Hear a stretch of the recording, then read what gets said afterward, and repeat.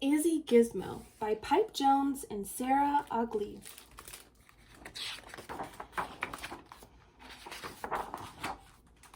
Izzy Gizmo, a girl who loved to invent, carried her tool bag wherever she went, in case she discovered a thing to be mended or a gadget to tweak to make it more splendid.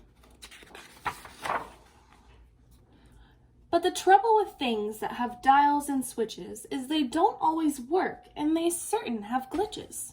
A tremendous, for instance, did such a fine job till it popped a piston and dropped a knob.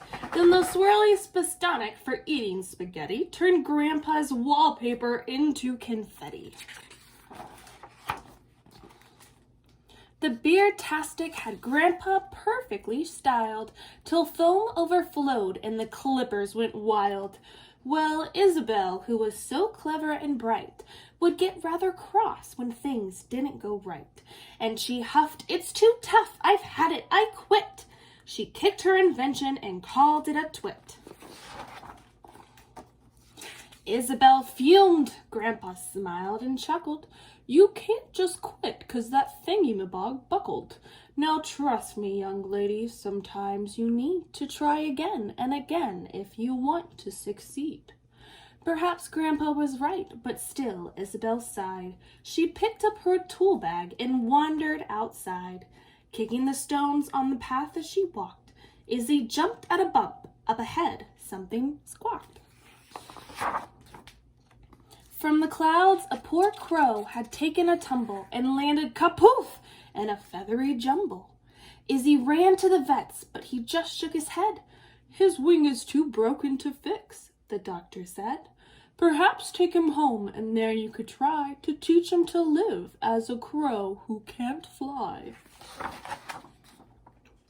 Day after day, Izzy thought she had found something fun for her crow to do on the ground, like digging for worms and racing fat slugs, hopscotch and hoopla, and searching for bugs.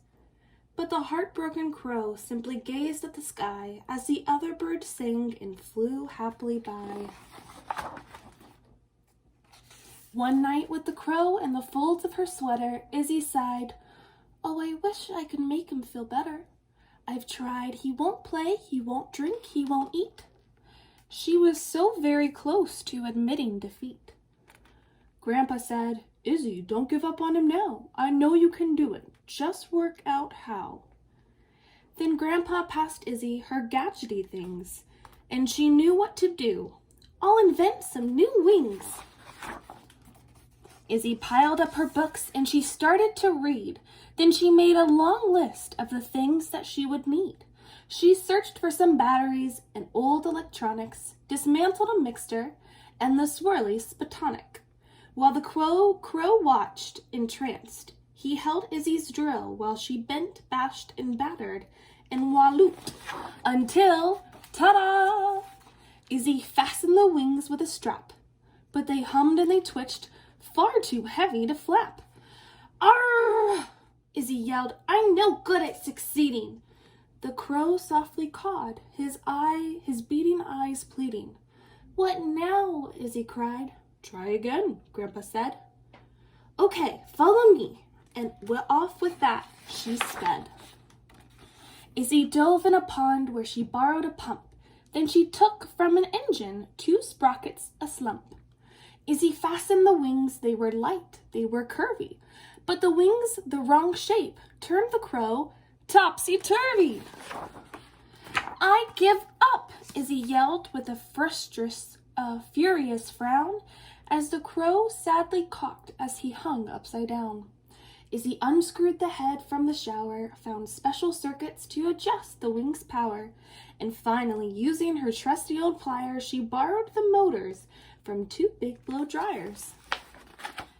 "Yes," Izzy said, "it's the right shape, perfect weight." But one wing flapped madly, and the crow couldn't fly straight. "I've had it," Izzy yelled, heading straight for the bin, but the crow blocked her path. He just wouldn't give in. Izzy twizzled and tinkered, and just using his beak, The tip-tapping crow gave the screws a good tweak. Then he loosened the cog from Grandpa's old mixer. "You can fly!" Izzy cried. "Oh, your name should be Fixer." After the loops, Fixer came into land and stood happily cawing upon Izzy's hand. "You've tried very hard," Grandpa said, "and succeeded. You kept at it, Izzy. You did what was needed. But don't pack your tools up. Your day is not quite ended. A few things around here now need to be mended." The end. Hey guys, I hope you liked the book Izzy Gizmo. This one is one of my favorites. It reminds me about endurance and pushing through when you're frustrated, when things aren't going right. She's a super creative, inventive little girl, just like a lot of you guys, and I thought you would love this book just like me. I hope you guys get to be creative right now and inventive and try to fix problems and use your imagination as much as you can. So I hope you liked that book, and now we're gonna move on to our next activity.